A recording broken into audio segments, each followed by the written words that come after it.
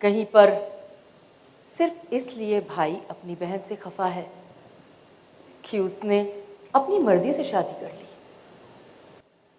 तो कहीं पर सास इसलिए नाराज है अपनी बहू से कि वो वीडियोस बनाती है, कहीं भाभी अपनी ननंद को उसके घर में उसका हिस्सा नहीं देना चाहती, तो कहीं ननंद ही भाभी के घर में उसकी गृहस्थी पर कंट्रोल जमाए बैठी है। हर रिश्ते के अपने अपने दुख हैं, सबकी अपनी अपनी शिकायतें हैं, लेकिन दर्द सिर्फ एक ही है, हमारी सुनने वाला कोई नहीं। जिंदगी की दौड़ में शायद हम इतने उलझ चुके हैं कि उन लोगों को अहमियत देना भूल जाते हैं जो हमारे लिए सबसे खास हैं, वो रिश्ते और वो लोग जो हमारी जिंदगी में सबसे ज्यादा मायने रखते हैं। और एक दिन यही छोटी छोटी समस्याएं बड़ी बन जाती हैं, मगर अब और नहीं, क्योंकि अब आपके लिए हम ये घर और ये मंच लेकर आए हैं जहां आपकी बात को निष्पक्ष होकर सुना जाएगा। हमारा ये घर आप ही का दूसरा घर है और मैं आपकी अपनी जूही, एक दोस्त, बहन, बेटी, दीदी बनकर आपकी बात को सुनूंगी, और सिर्फ सुनूंगी ही नहीं, समझूंगी भी, क्योंकि हम जानते हैं कि बात करना कितना जरूरी है, कहना भी और सुनना भी। वैसे भी जब दर्द बाहर आएंगे तभी तो दिलों के जख्म भर पाएंगे, है ना? आप अपनी बात कहने के लिए हमारे हेल्पलाइन नंबर 1800-121-2671 पर हमें कॉल कर सकते हैं। आप जानते हैं, जब से हमने ये नंबर शुरू किया है तब से इस नंबर पर लगातार कॉल्स आ रहे हैं, लेकिन क्या ये खुशी की बात है? सोचकर देखिए, इसका ये मतलब निकलता है कि जाने कितनी औरतें हैं जिनके पास उनकी बात सुनने वाला कोई नहीं है, जाने कब से वो घुट रही हैं, उन्हें समझने वाला कोई नहीं है, कहां जाएं, किससे बात करें? यही कहकर टाल दिया जाता है ना, छोटी बात है, औरतों का मामला है, औरतों का तो ये रोज का ही किट किट करने की आदत है ना? लेकिन इन बातों के पीछे कितना दर्द छिपा है ये हमें कभी पता ही नहीं चलता, क्योंकि हम बात ही नहीं करते। इसलिए अगर आप किसी से बात नहीं कर पा रहे हैं तो हमसे करिए। वैसे तकलीफ और मुश्किलों का मतलब सिर्फ दुख नहीं होता है। जिस तरह आग में तपकर सोना निखरता है, वैसे ही कुछ कहानियां हमें उम्मीद देती हैं कि ये मुश्किल वक्त हमें भी बेशकीमती बना देगा। हमारे इसी घर में हम आपको ऐसी कहानियों से भी मिलवाएंगे जहां एक जिंदगी ने दूसरी को जीवन दान दिया, जहां हौसला शरीर की लाचारी पर भारी पड़ा, जहां सपनों ने अपेक्षाओं के बोझ के तले दबने से इनकार कर दिया। और ये उन सब लोगों की कहानियां हैं जिनकी डिक्शनरी में हारना शब्द मौजूद नहीं है। इन लोगों में पैरा एथलीट्स हैं, कंजॉइंट ट्विंस भी हैं, सेरेब्रल पॉल्सी वाले बच्चों के परिवार भी हैं और कैंसर को हराने वाले लोग भी हैं। हमारे इस घर में एक एक करके हम जिंदगी के हर पहलू पर बात करेंगे। अब ये तो वक्त ही बताएगा कि एक मां को उसका बच्चा वापस मिलेगा या नहीं, एक पति अपनी पत्नी की तकलीफ समझेगा या नहीं, भाई बहन के बीच 18 साल बाद चुप्पी टूटेगी या नहीं, और प्यार जीतेगा या नहीं। मगर तब तक के लिए हम कम से कम बात तो कर सकते हैं ना, समझने की कोशिश तो कर सकते हैं। तो आइए बात करते हैं, क्योंकि बात करना बहुत जरूरी है। जानते हैं क्यों? क्योंकि बात करने से ही बात बनती है। 1 सितंबर से सोमवार से शुक्रवार शाम 6:30 बजे हमारे घर में मैं आपकी अपनी जूही आपसे मिलूंगी, आपके अपने जी पर। धन्यवाद। सबसे पहले तो जो स्टोरी आपने देखी, उस लड़की की उम्र क्या थी आपने देखी? तो हम जेनजी हैं या 90s के हैं, ये हमारी उम्र तय करती है। आपने जिनकी कहानी देखी वो 20 साल की होंगी, शायद 20-21 साल की लड़की है, तो वो इसी जनरेशन की है। वो लड़का जिसने इतना बुरा बर्ताव किया उसके साथ, वो इसी जनरेशन का है, 25 साल का होगा।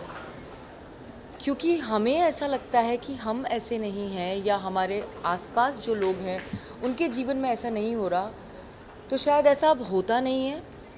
अगर ऐसा होता तो ये लोग हमारे मंच पर, हमारे घर पर आकर हमसे ये बातें नहीं कर रहे होते, इन सब से नहीं गुजर रहे होते।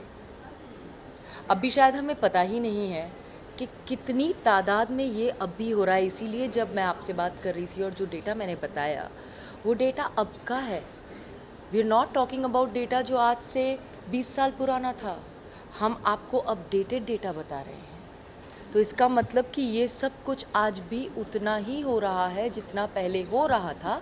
हो सकता है महानगर में शायद उतना ज़्यादा ना हो रहा हो, थोड़ा कम हो रहा हो, लेकिन फिर भी हम हर एक घर में नहीं जाकर देख रहे कि क्या हो रहा। और इसीलिए ये कहानी हर घर की है, क्योंकि दरवाज़ा बंद करके घर के अंदर क्या हो रहा है, ये घर के अंदर ही घुटा रह जाता है। हम बाहर सबको अपना एक ऐसा चेहरा दिखाते हैं जो चेहरा हम दिखाना चाहते हैं, लेकिन असली चेहरा यहाँ पता चल रहा है। So these are relevant stories, and I think जो जेनजी है जिसकी आप बात कर रहे हैं, वो इतना ज़्यादा जागरूक है कि वही वो लोग हैं जो चेंज लाना चाहेंगे। So this is going to inspire them to even join hands in bringing change and forming a better society, which is the purpose of the show, and help all those who are suffering from all those situations जो हमने हमारे show में उनसे बात करके बताई है। हमने एवी देखा, एवी में हमने देखा कि कई जगह पे आपने ऐसा कहा है कि सोच सुन के बड़ा अजीब लग रहा है, क्योंकि मेल का कहीं ना कहीं थिंकिंग होता है कि सुसु पॉटी साफ करना इज नॉट आवर जॉब, मतलब फीमेल का काम है। तो उस चीज़ को लेकर के क्या कहेंगे? लाइक आपने तो होस्ट किया है शो को, कितना चैलेंजिंग पार्ट आपके लिए था, किसी की माइंडसेट और ये सारी चीज़ें? सबसे पहले तो जो ये बीड़ा उठाया है यही एक चैलेंज है अपने आप में, और ये पूरा शो एक पर्पस के साथ साथ चैलेंजिंग पर्पस है, क्योंकि ये सच है कि माइंडसेट चेंज करना आसान नहीं है, और पेट्रियार्की को चेंज करना तो वैसे भी आसान नहीं है, क्योंकि जनरेशन से चला आ रहा है। अगर हम वो कर पाने में सक्षम होते हैं तो वो हमारी जीत है, और जीत तभी होती है जब कोशिश की जाती है। तो कोशिश तो हम कर ही रहे हैं, पूरी उम्मीद है कि साथ मिलकर जीतेंगे। तो अंदर की जो एक फीमेल होती है, मतलब गुस्सा जो होता है वो आ रहा था आपका भी बाहर? अंदर की दुर्गा जाग उठती है। मैम मेरा सवाल आपसे ये है कि जैसे पीछे भी हमने देखा कि सब सब सब औरतें को ही दर्शाया जा रहा है, जब भी ऐसे शोज भी उसके पहले आए हैं जहाँ पे औरतों को लेकर के कहानी भी उनके सभी भी डोमेस्टिक वायलेंस है। शो में आपको नहीं ऐसा लगा कि कोई शायद पुरुष के साइड भी कि वो सही थे और शायद कि ये ऑपोजिशन वाले गलत थे, ऐसा लगा? ये शो, सबसे पहली बात तो ये है कि निष्पक्ष होकर सुनना सबसे अहम बात है इस शो की। और जो सही है वो सही है, जो सही नहीं है, अगर वो औरत है या मर्द है उस पर डिपेंड नहीं करता है। जब आप ये शो देखेंगे तो आपको पता चलेगा कि कितनी सच्चाई ऐसी है जो बात करते करते सामने आती है, और कई बार पलड़ा बिल्कुल पलट भी जाता है। और यही हमारे शो का कहीं ना कहीं एक पर्पस भी है कि जो सच है वो भी सामने आए। ज़रूरी नहीं कि हमेशा जो दर्शाया जा रहा है वही सच है। So yes, you are right, there are times जब कहानी बिल्कुल पलट जाती है। तो रियल लोकेशन पे शूट किया है या फिर ऐसे भी जितना देखा जितना शूट वाली चीज़ें हैप्पी एंडिंग भी देखने को मिला था हर कहानी में। हर तरीके के एंडिंग है। तो ये रियल लोकेशन पे आप लोगों ने सोचा या फिर मेकर्स ने सोचा था कि रियल लोकेशन पे भी जाके शूट कर तो शायद से इसका कुछ अलग इसका जवाब मेकर्स दे सकेंगे।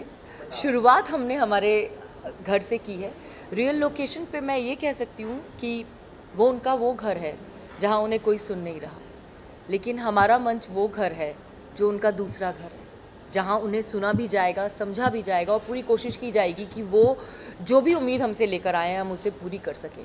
तो शायद हम वहाँ जाकर वो ना कर पाते जो वो यहाँ आकर कर पा रहे हैं, एक ऐसे स्पेस में आकर जो कम्प्लीटली नॉन जजमेंटल और अनबायस्ड है। Juhi ji, you've been known and you've been liked by many household, age group, economic background, whatever it may be. You've been immensely liked by everyone across. अभी जब आपने पहली बार इसका concept सुना, पहला ख्याल क्या आया आपके दिल में? कहते हैं ना, मैनिफेस्टेशन। जब आप किसी चीज़ को दिल से चाहो, शिद्दत से चाहो, तो कायनात उसे आपकी गोद में लाकर दे ही देती है। ये शो मेरा मैनिफेस्टेशन है, ये शो मेरा पर्पस था, और ये मैं यहाँ इतने कैमरास के सामने इसलिए नहीं कह रही हूँ क्योंकि आज मैं इस शो के प्रेस कॉन्फ्रेंस पर आपसे बात कर रही हूँ। ये सच है, मेरी टीम का एक एक इंसान इस बात को जानता है। मुझे गिनती याद नहीं, मैं इतनी बार ये बात उनसे कह चुकी हूँ कि ये वो शो है जो मैंने मैनिफेस्ट किया है, क्योंकि मैं सालों से चाह रही थी कि मैं किस तरह से सामने से उन लोगों की मदद कर सकूं, उन औरतों की मदद कर सकूं जो मुझ तक रीच आउट करती हैं सोशल मीडिया के ज़रिए, मुझे अपनी प्रॉब्लम्स कहती हैं, जैसे आपने कहा पसंद करते हैं, कई इंस्पायर होती हैं, कई ऐसी औरतें जिन्हें लगता है कि मुझ में स्ट्रेंथ है, वो स्ट्रेंथ उनमें कहाँ से आए। और मुझे लगता था मैं ऐसे एक एक इंसान को कैसे ढूंढ के मदद कर सकती हूँ, मैं क्या करूँ उनके लिए, मैं उसके रास्ते ढूंढती थी। मैंने अपना एक पॉडकास्ट भी किया था, शीरोज़, वो भी इसी लाइन्स पर था, अपने चैनल पर किया था, जिसमें मैंने सोशल मीडिया चैनल पर, जहाँ मैंने उनसे बात करने की कोशिश की थी, समझने की कोशिश की थी, पर कहीं ना कहीं मेरे मन में चल रहा था कि मैं क्या करूँ जिससे मैं उनकी मदद कर सकूँ। एंड सच में, क्योंकि मैंने अपने आप को इस शो से अलाइन किया, ये शो कहीं ना कहीं मेरे लिए ईश्वर बना रहा था, और जब मैं तैयार थी इस शो को होस्ट कर पाने के लिए, तब उन्होंने ये शो मेरी झोली में लाकर दे दिया।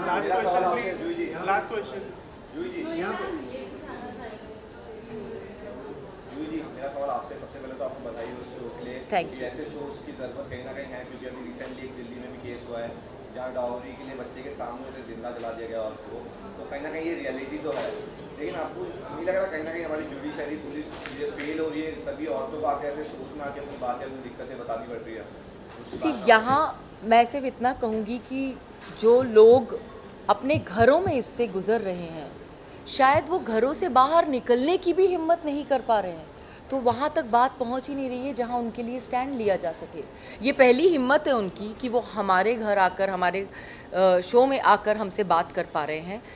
हिम्मत दिखाना आज शुरू किया है, जब तक वो कहीं जाकर सही मायने में अपनी शिकायत बताएंगे नहीं जहां उनकी मदद हो सकती है, तब तक उनकी मदद हो ही नहीं पा रही है। तो ये कहने की हिम्मत ही दे पाना हमारा पर्पस है। पर जहाँ शिकायत हो भी रही है वहाँ क्या आपको लग रहा है कि जितनी सुनवाई उनकी होनी चाहिए, जितनी कार्रवाई सरकार को करनी चाहिए, कोर्ट को करनी चाहिए, वो हो रही है कि नहीं?